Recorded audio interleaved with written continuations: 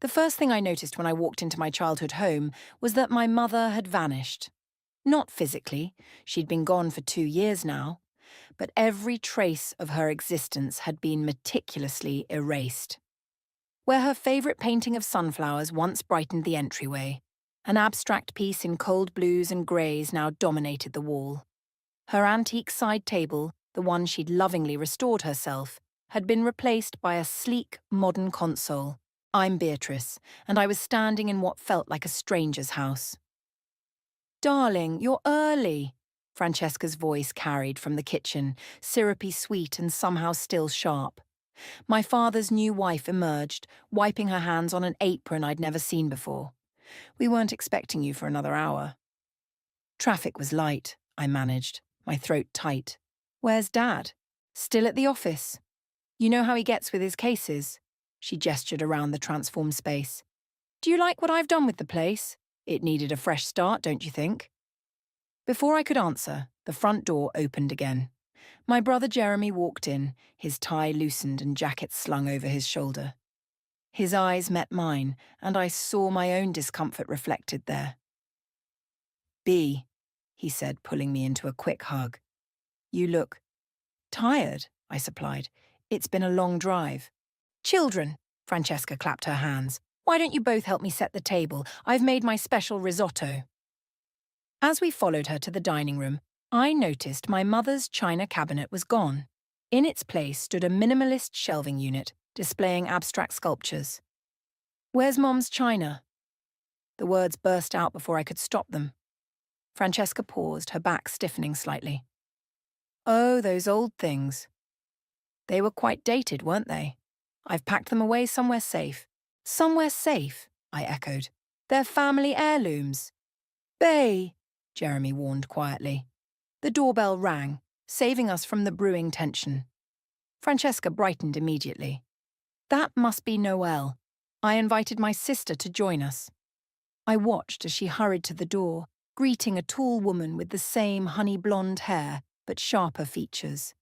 Something passed between the sisters, a look I couldn't quite interpret, before Noelle's smile fixed firmly in place. "You must be Beatrice," Noelle said, extending her hand. "I've heard so much about you." "Funny," I replied, shaking her hand. "I've heard almost nothing about you." Dad arrived just as Francesca was serving dinner. He kissed her cheek, ruffled my hair like I was still 12, and took his place at the head of the table, my mother's old chair. "So, Beatrice," Francesca began, spooning risotto onto everyone's plates. "How's the final year of college going? Still pursuing that? What was it again?" "Psychology," I said. "And it's going well." "Ah, yes, psychology." She exchanged a meaningful look with my father. "Have you given any thought to law school?" "Your father and I were just discussing how well you'd fit into the family practice." I pushed the risotto around my plate. "I'm planning to get my master's in counselling, actually. I've already been accepted to—" "Beatrice," Dad interrupted, "we've talked about this. The firm needs fresh blood, and you've got the Ryan instincts." "I have my own plans, Dad." "Plans change, sweetheart." Francesca reached across the table to pat my hand. I resisted the urge to pull away. "Family should come first, don't you think?" That's when I noticed it. The way Noelle's knuckles whitened around her wine glass, the slight shake of her head at her sister's words. There was a story there, something hidden beneath the surface. "Speaking of family," I said carefully, "I was hoping to hang Mom's portrait back up in the study. I noticed it was taken down." The temperature in the room seemed to drop 10 degrees. Francesca's fork clinked against her plate. "Oh, darling," she said, her voice dripping with manufactured sympathy, "we agreed it was time to move forward, didn't we, Ulysses?" Dad cleared his throat. "It's for the best, Bea. We can't live in the past forever." I looked at Jeremy, but he was suddenly very interested in his food. Noelle, however, was watching her sister with an expression I couldn't quite read. Was it fear? Disgust? "Of course," I said finally, forcing a smile. "Moving forward. That's what Mom would want, right?" But as I sat there, watching Francesca orchestrate her perfect family dinner in my mother's house, wearing my mother's apron, which I'd just recognised, serving food on new plates that erased decades of family memories, I made a decision. This wasn't about moving forward. This was about erasure, and I wasn't going to let it happen. She's literally erasing my mother from existence, Wendy. I paced back and forth in my best friend's apartment, clutching a cup of coffee that had long gone cold. You should have seen it. Every photo, every memento, gone. Wendy sat cross-legged on her couch, her laptop balanced on her knees. Have you Googled her? Francesca, of course, but there's nothing except some charity event photos and her wedding announcement to Dad. Then we need to dig deeper. Wendy's fingers flew across the keyboard. What did you say her sister's name was? Noelle. And there was definitely something off about their interaction at dinner. Got her. Wendy turned the laptop toward me. Noelle works at a real estate firm downtown. We could always pay her a friendly visit. I grabbed my jacket. Let's go. The real estate office was all glass and chrome, with Noelle's name displayed prominently on one of the corner office doors. She looked up as we entered, her professional smile faltering when she recognized me. Beatrice, this is unexpected. I was in the neighborhood, I lied smoothly. Thought I'd stop by and properly introduce my friend Wendy. We're actually looking for investment properties. Noelle's posture relaxed slightly. Of course. Please, sit down. We spent 20 minutes discussing property values and market trends before I carefully steered the conversation toward family.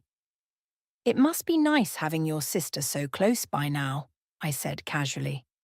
Have you always been in the same city? Noelle's fingers tightened around her pen. No, actually. Francesca moves around quite a bit. Oh? I leaned forward. For work? Something like that. Noelle glanced at the door. Look, Beatrice, I should probably... Did she move around with her first husband too? The pen clattered to the desk. Who told you about... So there was a first husband, Wendy chimed in, her voice neutral but her eyes sharp. Noelle stood abruptly. I think you should leave. Please, I said, standing too. Something's not right here. I can feel it. My mother's memory is being systematically erased from our home, and my father acts like he's under some kind of spell. You don't understand what you're getting into. Noelle's voice dropped to a whisper. Francesca has a way of making things disappear when they don't suit her narrative. What things? People. Problems. The past. She glanced at her phone as it buzzed. Her face went pale. She's here. You need to leave. Now. But now, Beatrice. And if you're smart, you'll stop asking questions. Noelle grabbed my arm, her fingers digging in. There are things about my sister that... The office door swung open. Francesca stood there, immaculate in a cream-coloured suit, her smile not quite reaching her eyes. Well, isn't this cosy? She stepped inside, closing the door behind her. Beatrice, darling, what a surprise. We were just looking at investment properties. Wendy jumped in smoothly. Your sister has been very helpful. Has she? Francesca's gaze locked onto Noelle. How thoughtful of her. Noelle seemed to shrink under her sister's stare. Just doing my job. Of course you are. Francesca turned to me. Beatrice, your father mentioned you were coming over for dinner again tonight. I'm making his favourite, pot roast. Actually, I have plans with Wendy. Cancel them. It wasn't a request. Family dinner is important, don't you think? Especially now that we're all getting to know each other better. The threat in her voice was subtle but unmistakable. I forced a smile. Of course. I'll be there. As we left the office, I heard Francesca's voice, low and dangerous. Sit down, Noelle. We need to talk about boundaries. In the elevator, Wendy grabbed my hand. Holy shit, Bea. Your stepmother is terrifying. Did you see Noelle's face when she walked in? Like she'd seen a ghost? Or the devil? Wendy pulled out her phone. I managed to snap a photo of Noelle's computer screen while she was distracted. Look at the tab she had open. I squinted at the image. It showed a news article from 5 years ago. Local business owner missing, foul play suspected. What does that have to do with... Look at the photo caption, Wendy pointed. The missing man's fiancée at the time? Francesca Simmons. My blood ran cold. We need to find out what happened to him. And what happened to her first husband, Wendy added. Because something tells me there's a lot more to your stepmother's past than a few charity events and a wedding announcement. As we stepped out into the sunlight, my phone buzzed with a text from Francesca. Looking forward to dinner, darling. We have so much to discuss. I showed it to Wendy, who shuddered. Be careful, Bea. I think we just kicked a hornet's nest. Good, I said, my jaw set. It's about time someone did. Jeremy cornered me in the driveway before I could make it into the house for Francesca's mandatory dinner. What the hell were you doing at Noelle's office? How did you… Francesca told Dad. He's furious. He ran a hand through his hair. What are you trying to prove, Bea? Don't you think it's weird that we know nothing about her? That she's systematically removing every trace of Mom from the house? People grieve differently. Dad's moving on. Maybe you should too. I pulled out my phone and showed him the article about the missing businessman. Is this moving on? Because it looks more like a pattern to me. Jeremy scanned the article, his face darkening. This doesn't prove anything. Then help me prove it. You're the one with the law degree. Don't you want to know who's really living in our house? Stop. He grabbed my arm. Just stop. You're going to tear this family apart. This family?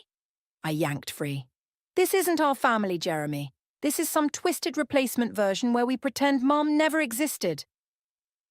The front door opened, spilling warm light onto the driveway. Francesca stood silhouetted in the doorway. Children, dinner's getting cold. Inside, Dad was already seated at the table, his expression stormy. Beatrice, what's this I hear about you harassing Noelle at work? I wasn't harassing anyone. I was looking at properties. Don't lie to me. He slammed his hand on the table. Francesca says, Of course, Francesca says. I cut him off. Have you ever considered that maybe Francesca isn't telling you everything? That's enough. Dad stood up. I won't have you disrespecting my wife in our home. Your wife? I laughed bitterly. Which one? Because last time I checked, Mom's pictures used to hang in this home too. Francesca placed a hand on Dad's arm. Darling, she's just upset. Change is hard for young people. She turned to me, her voice honey-sweet. Beatrice, I know you're having trouble accepting me, but… Save it. I pulled out my phone again. Why don't you tell us about Marcus? The colour drained from Francesca's face. Who? Marcus. Your former fiancé. The one who mysteriously disappeared 5 years ago. Jeremy kicked me under the table, but I ignored him. I don't know what you're talking about, Francesca said, but her hands were shaking as she reached for her wine glass. Really? Because the police report says… There was no police report, she snapped, then caught herself. I mean, I don't know any Marcus. Dad looked between us, confusion clouding his features. Francesca. She's making things up, darling. Trying to cause trouble. Francesca's composure returned like a mask sliding into place. Perhaps Beatrice needs some time away from the family to sort through her… issues. My phone buzzed with a text from Wendy. Found marriage records. Call me now. I have to go. I stood up. But this isn't over. Sit down, Dad ordered. We're not finished here. Actually, we are. I headed for the door, then turned back. By the way, Dad, did you know Francesca was married before? Because I'm betting she didn't tell you about that either. The silence that followed me out was deafening. Back in my car, I called Wendy immediately. You're not going to believe this, she said without preamble. I found her first marriage license. She was married to a Thomas Wright, wealthy guy, real estate developer. What happened to him? That's the thing. He died. Boating accident. She inherited everything. When? 7 years ago. And get this. 2 years later, she's engaged to Marcus, who then disappears. Now she's married to your dad, who's also wealthy, I finished. And she's systematically taking control of everything. There's more, Wendy's voice dropped. I just got a weird email from someone named Terry. Says he used to work with Thomas Wright and has information about Francesca. Wants to meet. My phone buzzed with another incoming call, Jeremy. I have to go, I told Wendy. Set up the meeting with Terry. I switched calls. What? You were right, Jeremy said quietly. I just found some documents in Dad's study. Francesca's been having him sign over properties to her name. And there's something else. A life insurance policy. She took it out on him last month. My hands gripped the steering wheel until my knuckles turned white. Jeremy, I think Dad's in danger. I know, he paused. Be careful, Bea. After you left, the way she looked, I've never seen anyone look so cold. As if on cue, my phone lit up with a text from Francesca. You really should learn to mind your own business, dear. Some questions are better left unasked. I started my car, my heart pounding. We weren't just dealing with a woman trying to erase my mother's memory anymore. We were dealing with something far more dangerous. And time was running out. Terry chose a busy coffee shop downtown for our meeting. He was already there when I arrived, fidgeting with a thick manila envelope. I recognized him from Dad's law firm holiday parties. He'd been their real estate consultant for years before mysteriously quitting 3 months ago. Thanks for meeting me, I said, sliding into the seat across from him. I should have come forward sooner. Terry pushed the envelope toward me. But Francesca, she has a way of making problems disappear. Like Marcus, he flinched. I worked with Thomas Wright, her first husband. The boating accident wasn't an accident. My hand froze halfway to my coffee cup. What do you mean? Thomas was terrified of water, never went near it. But suddenly he decides to go sailing alone? Terry leaned forward. The insurance payout was substantial, just like Marcus's would have been if they'd ever found his body. Did you go to the police? With what? Circumstantial evidence? He tapped the envelope. But I've been gathering proof. Bank records, property transfers, insurance policies. There's a pattern. I opened the envelope. Inside were documents, photos, and newspaper clippings. One photo showed Francesca with Thomas. She looked younger, but that same calculated smile was there. Another showed her with Marcus, standing in front of a construction site. She finds wealthy men, Terry explained, isolates them from family, takes control of their assets, and then they disappear, I finished. Your father's next, Beatrice. She's already started the process, having him sign over properties, taking out life insurance. It's the same playbook she used with Thomas and Marcus. My phone buzzed, a text from Jeremy. Dad's acting weird. Francesca's got him taking some new vitamins she bought. Says they're for stress. I showed Terry the message. His face went pale. Thomas had stress vitamins too. The autopsy showed traces of something in his system, but nothing conclusive. I need copies of everything, I said, pulling out my phone to photograph the documents. Already done. Terry handed me a USB drive. But be careful. After Marcus disappeared, I started digging. Next thing I knew, someone broke into my house. Nothing was taken, but my files were clearly searched. Why are you helping me? Because Marcus was my friend. Terry's voice cracked. And because your father's a good man, he doesn't deserve what's coming. My phone buzzed again. Francesca this time. Having dinner with your father tonight. Shame you won't be joining us. I'm trying a new recipe. I have to go. I stood up quickly. Thank you, Terry. Beatrice. He caught my arm. There's something else. Your mother's death. Have you ever wondered? The coffee shop door chimed. Noelle walked in, saw us, and froze. Behind her, 2 men in dark suits entered. Get out! Terry hissed. Now! Back door! I clutched the envelope and USB drive, slipping through the crowded shop toward the kitchen. Behind me, I heard Noelle's voice. She was just here. The back alley was empty. I ran to my car, hands shaking as I tried to unlock it. My phone buzzed again. Dear Beatrice, curiosity killed the cat. Or in this case, might kill something else. Your father's looking quite pale tonight. Perhaps he needs more vitamins. Francesca, I called Jeremy immediately. Don't let Dad take any more vitamins, I said as soon as he answered. And don't let him eat anything Francesca gives him. What? Why? Just trust me. I'm on my way home. Don't let him out of your sight. I pulled into traffic, checking my rearview mirror for the men in suits. My phone rang. Terry. They're asking questions, he said quickly. I'll try to stall them, but there was a crash, then silence. Terry? Terry! Nothing. At a red light, I quickly photographed every document from the envelope, sending them to both Wendy and Jeremy. As I finished, a black SUV pulled up beside me. The driver was one of the men from the coffee shop. The light turned green. I floored it. The SUV followed. My phone rang again. Dad's number, but Francesca's voice answered. "Beatrice, darling. Your father's not feeling well. Perhaps you should come say goodbye. I mean, come see him. If anything happens to him." "You'll what?" She laughed softly. "Tell the police? Like Terry did about Marcus? Or like Noelle tried to about Thomas? Some stories are better left untold, dear." The SUV was still behind me, gaining ground. "But don't worry," Francesca continued. "I'll take good care of your father, just like I took care of your mother when she started asking too many questions." The phone slipped from my hand. My mother's death hadn't been natural causes. The SUV rammed my back bumper. And now Francesca was coming for the rest of us. I lost the SUV by pulling into a crowded mall parking garage and killing my lights. My hands wouldn't stop shaking as I called Jeremy. "Get Dad out of there," I said before he could speak. "Now." "Already did. We're at my apartment. He's not good. He can barely stand." "Call an ambulance." "Francesca's been calling non-stop. Says she's bringing a private doctor." "Don't let her in. I'm on my way." I hesitated. "Jeremy, Mom's death wasn't natural."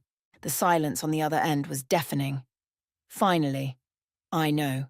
I found Mom's journal hidden in the study while looking for those documents. She suspected something was wrong. She was going to confront Francesca the day she died." My throat tightened. "Why didn't you tell me?" "Because I didn't want to believe it, but after seeing those bank records, the insurance policies, God be. What have we let into our lives?" A text from Wendy lit up my phone. "Police won't help without concrete evidence, but I found something in those files you sent. Coming over." I made it to Jeremy's apartment in record time. Dad was sprawled on the couch, his skin grey and clammy. Empty vitamin bottles littered the coffee table. "The ambulance is 5 minutes out," Jeremy said, pacing. "But Francesca's downstairs. Security won't hold her for long." "Dad?" I knelt beside him. "Can you hear me?" His eyes fluttered open. "Beatrice, I'm sorry. I should have listened. Save your strength." I grabbed the vitamin bottles. "The paramedics need to know what was in these." The door buzzed. Wendy's voice came through the intercom. "Let me in quick. Francesca's arguing with security." Jeremy buzzed her up. She burst in, clutching her laptop. "Those documents you sent? I cross-referenced them with Mom's old medical records." She opened her computer. "The symptoms match. Whatever's in those vitamins, it's the same thing that killed her." Dad started coughing violently. Jeremy supported his head while I called down to the front desk. "Don't let anyone up, especially not..." "Too late." Wendy was at the window. "She's getting in the elevator." The hallway security camera feed on Jeremy's phone showed Francesca and 2 men, the same ones from the coffee shop, ascending. "Fire escape," Jeremy decided, already moving to help Dad up. "Wait." I grabbed Mum's journal from my bag. "Listen to this. Found F's secret box in garage. Everything's there. Proof about Thomas, about Marcus. Have to tell you before..." I looked up. The entry ends there, the day she died. "The garage?" Jeremy's eyes widened. "Dad's old toolbox is still there. Mum used to hide things in it." Footsteps approached outside, a key scraped in the lock, the emergency master key. "Get Dad to the hospital," I told Jeremy. "I'm going to the house." "You can't," Wendy grabbed my arm. "Those men are focused on finding us here." I headed for the fire escape. "Text me when Dad's safe." The door began to open. I slipped out the window just as Francesca's voice filled the apartment. "Darling, are those sirens I hear?" I made it to my car, unseen. The house was dark when I arrived, but Francesca's car was gone. She was still at Jeremy's. The garage door code hadn't changed since I was 12. Dad's toolbox was buried under holiday decorations. Inside, beneath rusted wrenches and old screwdrivers, was a false bottom. My hands trembled as I pried it open. A small USB drive, a stack of photos, and a letter in my mother's handwriting. "If you're reading this, I'm probably dead." My phone buzzed.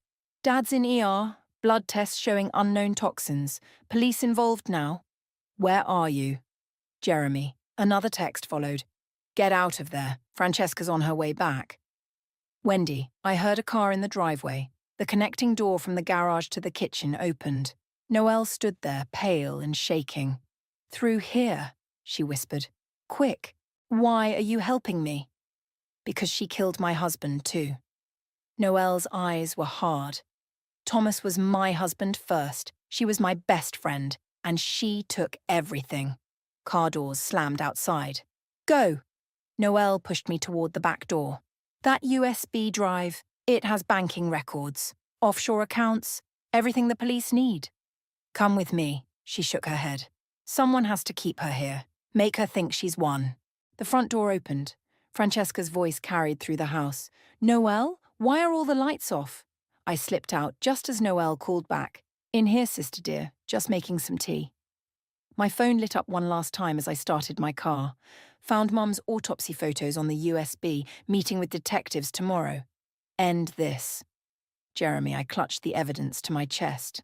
I will, Mum, I promise. Behind me, through the kitchen window, I saw Francesca embrace her sister. But even from here, I could see Noelle's hands ball into fists at her sides. The game wasn't over, but now we had proof. And tomorrow everything would change. The hospital waiting room buzzed with fluorescent lights and hushed conversations. Jeremy paced while Wendy and I sorted through Mum's evidence on her laptop. Dad's stable, Jeremy said, hanging up his phone. They're running more tests, but the doctor says the poisoning was caught in time. Look at this, Wendy pointed to her screen. These offshore transfers, they all happened right before each death. Thomas, Marcus, your mum, and now there are new accounts set up in your dad's name. The detective's on his way, Jeremy checked his watch, but we need more than just financial records. My phone buzzed. Noelle. She's planning something, big family dinner tomorrow night, says she's making things right. Don't trust her. Another text followed. Found something in her office safe, coming to hospital, don't tell anyone.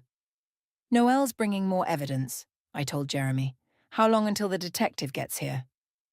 20 minutes. He sat down heavily. I can't believe we didn't see it. All those times Mum tried to warn us about Francesca, the elevator dinged. We all looked up, expecting Noelle. Instead, Terry stumbled out, his face bruised and bloody. Jesus! Jeremy caught him as he nearly collapsed. What happened? Francesca's men, Terry coughed. They wanted to know what I told you, but that's not important. He pulled out his phone with shaking hands. I got this from my security camera last night, after they finished with me. The video showed Francesca in Terry's office, rifling through his files. She was on the phone. It's handled. No, he won't talk. The family dinner tomorrow will take care of everything. Yes, all of them. Just like before. She's planning something at the dinner, I said. Something big. Mass poisoning, Wendy suggested. No, Terry shook his head. Too obvious now. She needs it to look accidental. Like Thomas's boating accident or Marcus's disappearance. The elevator dinged again. This time it was Noelle clutching a small red notebook. Her diary, she said, thrusting it at me. Every detail, every plan written in her own hand. She's always kept one. It's her trophy collection. She looked around frantically. Where's the detective? Not here yet. Jeremy checked his phone. But then we need to leave. Now. Noelle's voice shook. She knows I took it. She'll be coming. As if on cue, my phone rang. Francesca. Speaker, Jeremy mouthed. I answered. Hello? Darling. Francesca's voice was silk over steel. I seem to be missing something important, but don't worry, I know exactly where to find it. Stay away from us. Us? She laughed softly. Oh, is my dear sister there too? Noelle always did have a problem with loyalty, just like your mother. We have proof, I said. Everything. The murders, the money. Proof? Another laugh. Like Terry's proof or your mother's? Evidence has a funny way of combusting. Speaking of which, you might want to check on your father's room. Hospitals can be so dangerous. All those oxygen tanks. Electrical equipment. Jeremy was already running toward Dad's room. You won't get away with this, I said. I already have, 3 times before, but I'm feeling generous. Come to dinner tomorrow night. Bring everyone, Jeremy, Wendy, my traitorous sister. Bring your little diary and your USB drives. Let's end this properly. Like you ended things with Thomas, with Marcus. Better. Her voice hardened. Or I could just trigger the fire alarm now. Hospitals are such chaos during evacuations. Anything could happen to a helpless patient. Jeremy came running back. She's got men outside Dad's room. Tick-tock, Beatrice, Francesca said. Dinner's at 7, don't be late. The line went dead. We can't wait for the detective, Noelle said. She's got people everywhere, police, hospital staff. Then we end this now, I stood up. At dinner, her way. That's suicide, Terry protested. No, Jeremy's eyes lit up. It's perfect. She's overconfident, thinks she has us cornered. But if we can get her to confess, with everyone there, I can set up remote recordings, Wendy added. Multiple devices streaming to secure servers. And I know all her tricks, Noelle said. Every poison, every accident she staged. My phone buzzed one last time. Don't forget to dress for dinner, darling. It's a special occasion. Your mother wore such a lovely blue dress the night she died. Perhaps you have something similar. Francesca. Tomorrow night, I said, clutching Mom's diary. We finish this. Be careful, Terry warned. She's never lost before. She's never faced a family she tried to destroy before, Jeremy said. Outside Dad's room, I saw one of Francesca's men watching us. He spoke into a phone, smiling. The game was reaching its end. But this time, we knew all the players. And tomorrow night, only one side would walk away from that dinner table. I wore my mother's blue dress to dinner. Francesca's smile faltered when she opened the door, just for a second, but I caught it. You look just like her, she said, voice dripping honey. Come in, everyone's waiting. The dining room was set for a feast. Dad sat at the head of the table, still pale but upright, with Jeremy beside him. Wendy and Terry took their seats while Noelle hovered near the kitchen, avoiding her sister's gaze. Wine? Francesca lifted a crystal decanter. I'll pour, Noelle said quickly, taking it from her hands. The sisters locked eyes, a silent battle of wills. Such a lovely family gathering. Francesca sat at the other end of the table, shame about the circumstances. You mean the poisoning? I placed Mom's diary on the table. Or the murders? Beatrice, Dad started, but Jeremy squeezed his arm. Let her talk, Dad. Let's hear what she has to say. Francesca's laugh tinkled like breaking glass. Murders? My goodness, what an imagination.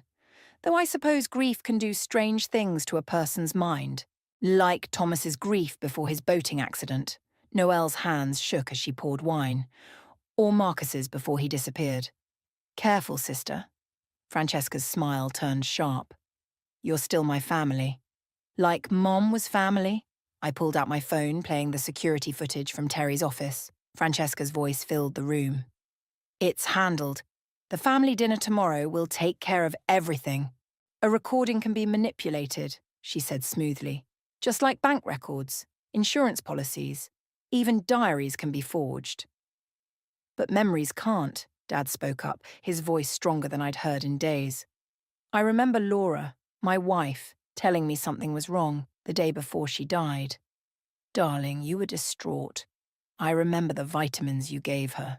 He pushed back from the table. The same ones you gave me. Francesca's composure cracked just slightly. Everything I did was for us. This family needed cleaning up. Like you cleaned up Thomas. Noelle slammed the decanter down. My husband, my best friend, you took everything. He was weak. Like Marcus. Like Laura. Francesca stood, mask finally slipping. They all asked too many questions, poked too many holes. This family needed a strong hand. We've got it all on tape, Wendy held up her phone. Live streaming to 3 different servers. And the police have copies of everything, Terry added. The diary, the bank records. The police? Francesca laughed again, but it was brittle now. You think I don't own half the force? Why do you think they ignored Marcus's disappearance? Thomas's suspicious accident? Not these police. Jeremy nodded toward the dining room windows where red and blue lights suddenly flashed. Federal agents don't take kindly to multiple murders across state lines. Francesca's face went white. She reached for her purse. Looking for this, Noelle held up a small revolver. I found it in your safe, along with letters from Thomas begging for his life. You were my sister, Francesca snarled. You were supposed to understand. I understand that you're a monster. Noelle's voice broke. That you killed my husband, tried to kill my new family. The front door burst open. Federal agents poured in, weapons drawn. It's over, Francesca. I stood up. Mum can rest now. She looked around wildly, then lunged for Dad. I'll take you all. Jeremy tackled her before she could reach him. She hit the table hard, sending glasses shattering. Francesca Simmons? An agent stepped forward, handcuffs ready. You're under arrest for the murders of Thomas Wright, Marcus Peters, and Laura Ryan, and the attempted murder of Ulysses Ryan. As they led her away, she turned back one last time. I made this family perfect. No, Dad said, standing with Jeremy's help. You destroyed a family. My wife, my Laura. She made it perfect. Francesca screamed as they took her out. In the chaos, I felt Dad's hand on my shoulder. I'm sorry, he whispered. I should have seen it, should have listened. We all should have, Jeremy said. Noelle handed the gun to an agent, her hands still shaking. It's really over. Almost. Wendy was checking her phone. They found Marcus's body, where she said it would be in the diary, and they're reopening Thomas's case. Outside, Francesca's screams faded as the police cars pulled away. Dad walked to the wall where Mom's pictures used to hang. We'll put them back up, he said quietly. All of them. Laura should never have been taken down. I touched my mother's blue dress, feeling closer to her than I had in years. She's still here, Dad. She helped us see the truth. The federal agents finished gathering evidence, leaving us in the wreckage of Francesca's final dinner party. But as I looked around at my real family, Dad, Jeremy, Wendy, even Noelle and Terry, I knew we'd rebuild. Mom's diary lay open on the table, her final warning finally heard, her final case finally solved, and her family, finally, truly safe. The morning sun streamed through the windows as I helped Dad hang Mom's last photograph, her favourite, showing all of us at the beach. Her smile radiated from the frame, bringing warmth back to the house that had felt cold for so long. Perfect, Dad said, stepping back. He looked healthier now, the colour returned to his face. She always knew exactly where everything should go. The doorbell rang. Jeremy walked in with a stack of newspapers. You made the front page again, he told me, spreading them on the coffee table. The headlines screamed, Black Widow Killer Convicted, and Justice for 3 Families. The DA called, he continued. Francesca's facing 3 life sentences, no possibility of parole. 4, actually. Noelle entered through the open door, carrying a box of old photos. They found evidence linking her to another death in Florida, before Thomas. Dad sank into his armchair, Mum's old reading chair that we'd brought back from storage. I still can't believe I let her fool me so completely. She fooled everyone, I said, but he shook his head. Not your mother, and not you. He picked up one of the newspapers. You fought for the truth just like Laura would have. Wendy arrived with Terry carrying boxes of their own. We'd been slowly restoring the house, bringing back pieces of our history that Francesca had tried to erase. Found these in the evidence lockup. Terry set down his box. The police said we could have them back now that the trial's over. Inside were Mom's journals. Not just the one that helped convict Francesca, but all of them. Years of memories, observations, and love for her family, written in her familiar handwriting. Look at this. Wendy pulled out a photo album. Your mom kept records of everything. She knew something was wrong with Francesca from the start.